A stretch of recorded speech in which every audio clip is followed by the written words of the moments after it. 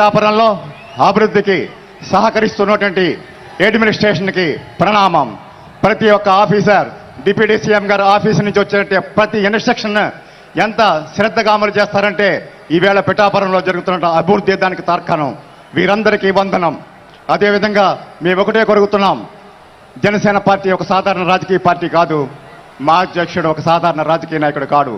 మేము వచ్చింది మార్పు కోసం, మేము కోరుకున్నది వ్యవస్థల మార్పు కోసం, సమాజం మార్పు కోసం. నిజంగా కూడా అధికార యంత్రాంగం కూడా ఒక్క ఆజ్ఞ ఆకమేఘాల మీద కూడా ఇక్కడ కార్యక్రమాలు జరుగుతున్నాయి.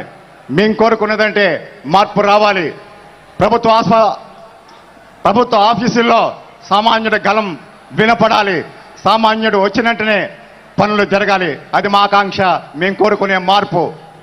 అదేవిధంగా ఒక్క రోజులో వ్యవస్థలు మారవు. మేము నిలబడ్డాం పిఠాపురంలో, తొలిగొడ వేసాం పిఠాపురంలో. అధ్యక్షుడు జనసేన పార్టీ సిద్ధాంతాలు ఏవైతున్నాయో దానికోసం బలంగా నిలబడి ఉన్నాం.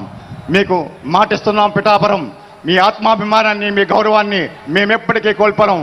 మేము నిలబడి ఉంటాం, మాట ఇస్తున్నాం. పిఠాపురం మరొక్కసారి పిఠాపురానికి ప్రణమిల్లుతున్నాం. జై హో పిఠాపురం, పిఠాపురం.